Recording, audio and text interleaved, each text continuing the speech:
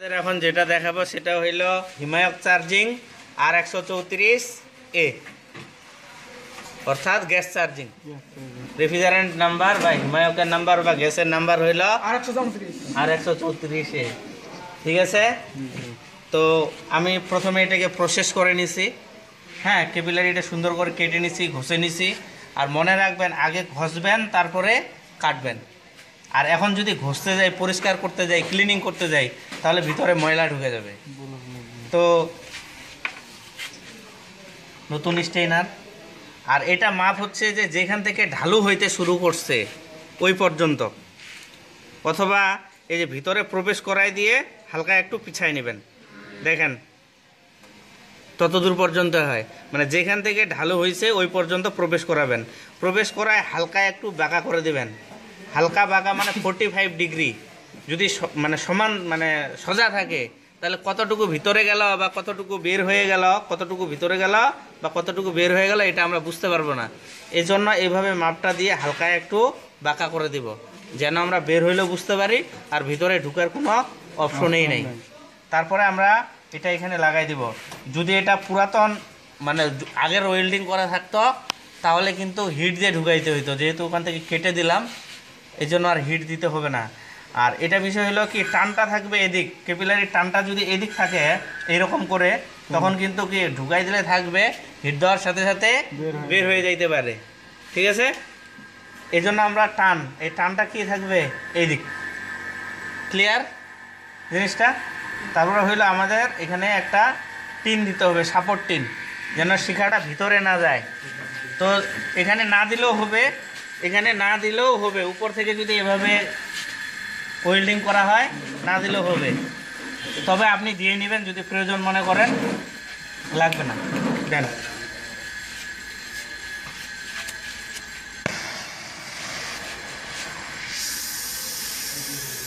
শিখাটা তৈরি করে নেবেন সুন্দর করে। আগে আপনার 1/4 পাশে ওয়েল্ডিং করবেন, 1/4 পাশে। এভাবে ধরলে কি সাপোর্ট টিন দিতে হবে?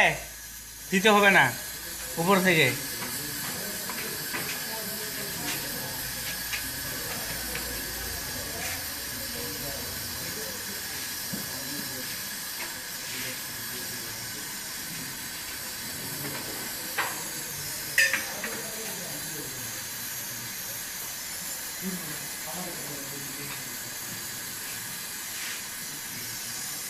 ক্লিয়ার? তারপরে হইল আপনার ক্যাপিলারির পাশে। হিটটা কিন্তু ক্যাপিলারির উপর বেশি দেওয়া যাবে না, হালকা তাপে। বেশি তাপে যদি ওয়েল্ডিং করতে যান তাহলে ক্যাপিলারিটা গলে যাবে। হালকা তাপে এটা ওয়েল্ডিং করে নিতে হবে। আগে স্টেনারের উপর দিতে হবে, স্টেনারের উপর দেওয়া হইলে তারপরে এই পাশে আনে, বাস এই যে হয়ে গেছে। বেশি ব্রেজিং দেওয়া লাগে না। এখানে কি সর্বোচ্চ যদি যায় কতটুকু গেছে, 1 ইঞ্চি পরিমাণ, 1.5 ইঞ্চিও যায় নাই। আর আপনারা অনেক সময় অনেক বেশি ব্রেজিং দিয়ে দেন। তো এখন এটা ঠান্ডা করে তারপরে পিনটা লাগাইতে হবে, তারপরে হোস পাইপ মিটার লাগাইয়া ভ্যাকুয়াম করতে হবে। তো এটা ঠান্ডা হোক। তো এরপরে হইলো এটা ঠান্ডা হয়ে গেছে, আমাদের হোস পাইপ মিটার লাগাইতে হবে। তো কোনোদিন আপনাদের মনে হয় নাই যে হোস পাইপের কালার 3টা কেন? এটা মনে হয় নাই? এটা হইলো, দেখেন, এটাকে আমরা ব্যবহারিক অর্থে লো প্রেসার গ্যাস বলি, যদিও এটা কম্পাউন্ড গ্যাস ভালো নাম। আর এটা হইলো হাই প্রেসার গ্যাস। এটা লাল, এটা নীল। তো এই হোস পাইপটা, লাল হোস পাইপ যাবে আপনার এই যে লাল মিটারের নিচে। আর এই যে নীলটা যাবে আপনার এই যে নীলে, লো প্রেসার গেজে অর্থাৎ কম্পাউন্ড গেজে। আর এই যে এটা যাবে এখানে। এটা হইল ডাবল প্রেসার গেজ মিটারের সঠিক ব্যবহার। আমরা যখন এটা কি সিস্টেমে লাগে, তাই না? এটা আপনার সিস্টেমেই চলে যাবে। এটা হইলো ডাবল প্রেসার গেজ মিটারের সঠিক ব্যবহার। এটা থেকে আপনারা এটা প্লাস দেন, কারণ এই যে ভালো যেটা হোস পাইপ, দামি যে হোস পাইপটা, ঠিক আছে, এই হোস পাইপটা একটু বেশি করে টাইট দেওয়া লাগে, নতুবা লিক থাকে যায়। হ্যাঁ, পিনটা অবশ্যই লাগাই নিব আমরা। পিনটা খেয়াল করে লাগাই নেবেন, অন্যথা যদি না লাগান আপনার কি হবে, চার্জিং শেষে হোস পাইপ মিটার খোলার সময় ম্যাপটা বের হয়ে যাবে।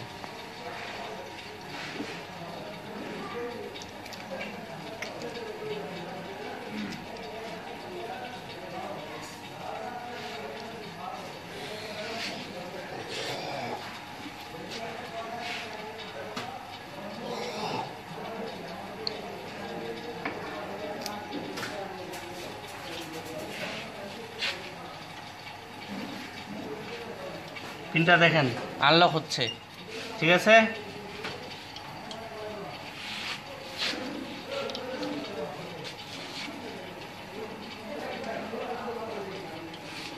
এটা টাইট দেওয়া হয়ে গেল, তাই না?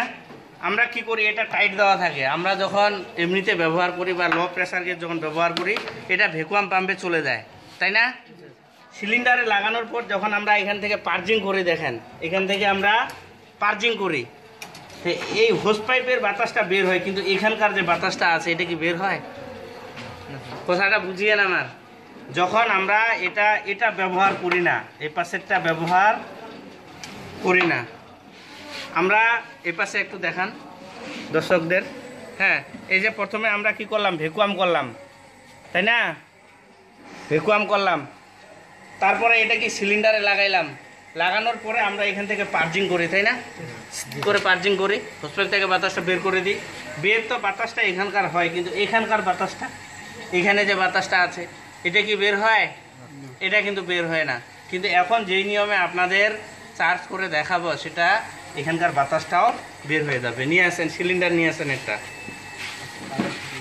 ভিডিওটা একটু লং হইতে পারে, অবশ্যই দেখবেন। আর যারা চ্যানেলটিতে নতুন তারা অবশ্যই সাবস্ক্রাইব করে নেবেন।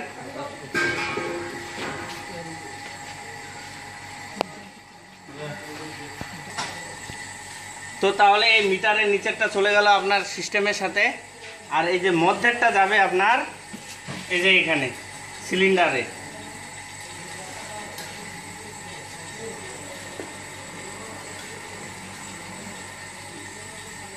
সিলিন্ডারে গেল, এটা কি বিষয়টা বোঝা গেছে?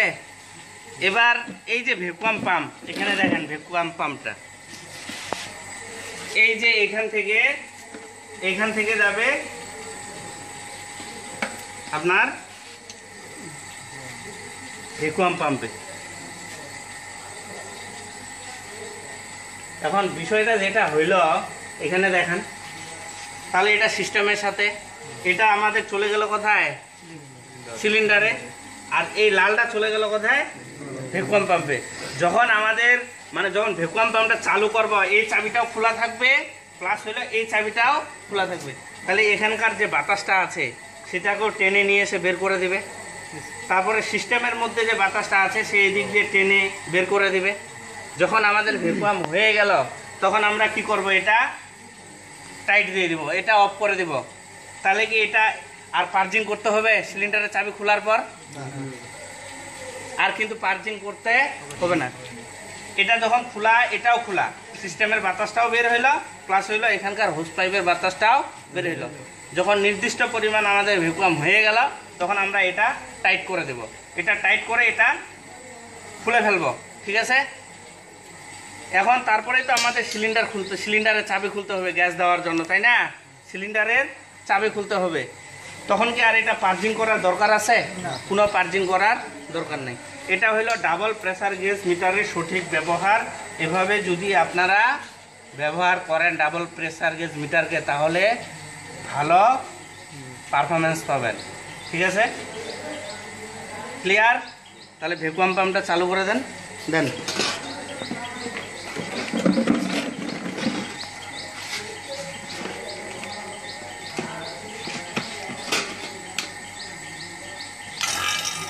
দুইটা চাবি কিন্তু খুলে দেওয়া লাগবে, এটাও খোলা লাগবে, প্লাস হইল এটাও খোলা লাগবে। আর পূর্ণ ভ্যাকুয়াম প্রেসার হইল 29.92 ইঞ্চ অফ মার্কারি বা -29.92। তো আমি ভ্যাকুয়াম করার পরে আসতেছি, বাকিটা পরে বুঝা। তো আমাদের ভ্যাকুয়াম হয়ে গেছে, এই যে ভ্যাকুয়াম প্রেসার প্রায় 30-এ। তাহলে আমরা এই চাবিটাও বন্ধ করলাম, এই চাবিটাও আমাদের বন্ধ করা লাগবে। এখন আমরা এই ভ্যাকুয়াম পাম্পটা বন্ধ করে দেব। এটা কিন্তু এই লাইনটার কিন্তু আমাদের কাজ শেষ। আমরা সুতরাং ভ্যাকুয়াম পাম্পটাকে আলাদা করে ফেলতে পারি। এটা ভ্যাকুয়াম পাম্পটা নিয়ে যান, ওই পাশে রাখেন। তো এখন এই যে সিলিন্ডারের চাবি খুলব, চাবি খুললাম। এখানে কিন্তু আমার আর পার্জিং করতে হবে না, ডাইরেক্ট একটা বন্ধ অবস্থায় গ্যাস দিতে হবে। ঠিক আছে, আপনার এটার স্টপ প্রেসার হলো 70 থেকে 80, আপনি 50 থেকে 60 দিয়ে চালাই দেবেন। আপনি যদি 60 থেকে 65 দিয়ে চালান তারপরেও সমস্যা নেই, যদি 45 থেকে 50 দিয়ে চালান তারপরেও সমস্যা নেই। আপনাকে একটা হিমায়ক দিয়ে চালাইতে হবে। তো আমার প্রায় 70 উঠছে, আর দিচ্ছি না। হ্যাঁ, এই যে 60 আছে, আমি 60 দিয়ে চালাই দিচ্ছি, মানে 50 থেকে 60 দিয়ে চালাই দিবেন। ঠিক আছে, তো এম্পিয়ার মিটার আমি লাগাই নিচ্ছি। হ্যাঁ, এটাকে এই পাশে নেই।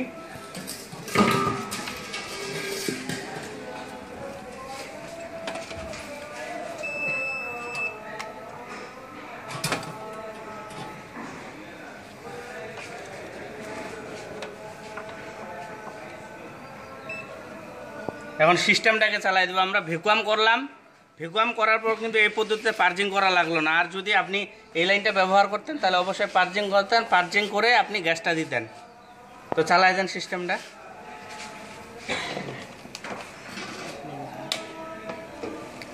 এই যে রানিং হয়ে গেছে, এই যে প্রেসারটাও কমতেছে।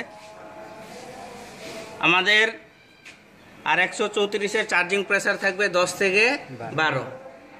10 থেকে 12 এটা হলো বইয়ের ভাষায়, তবে বাস্তবে একটু কমে থাকে। ঠিক আছে, 8-10এই চার্জ হয়ে যায়।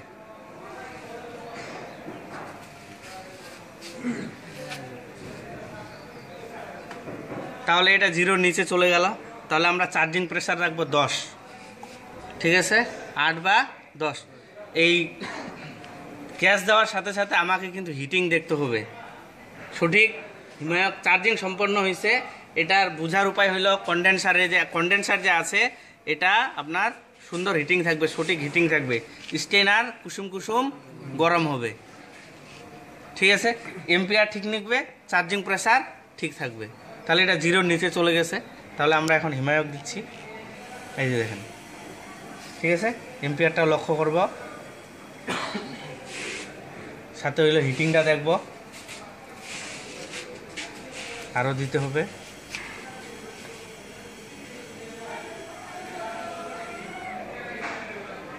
কিছু কিছু রেফ্রিজারেটরের গায়ে আপনার লেখাই আছে যে এটা কতটুকু, মানে কত এম্পিয়ার পর্যন্ত হিমায়ক দিতে হবে। আবার কোনোটাতে লেখা আছে গ্রাম, এত গ্রাম পর্যন্ত হিমায়ক দিতে হবে। যেটাতে গ্রামে লেখা আছে সেটাতে আপনি মেপে দিবেন ওয়েট স্কেল দিয়ে, আর যেটাতে এম্পিয়ার লেখা আছে সেটা এম্পিয়ার অনুযায়ী দিবেন। আর যেটার কোনো কিছুই নাই সেটাতে আপনি চার্জিং প্রেসার আর এই হিটিং দেখে দেখে গ্যাস দিবেন। তো এই যে দেখেন চার্জিং প্রেসার 10-এ আছে। হ্যাঁ, সেই অনুযায়ী কন্ডেন্সারে সুন্দর হিটিং আছে, আর স্টেনার কুসুম কুসুম গরম আছে। তো এই হইল বিষয়। আপনারা এইভাবে হিমায়ক চার্জিং করবেন।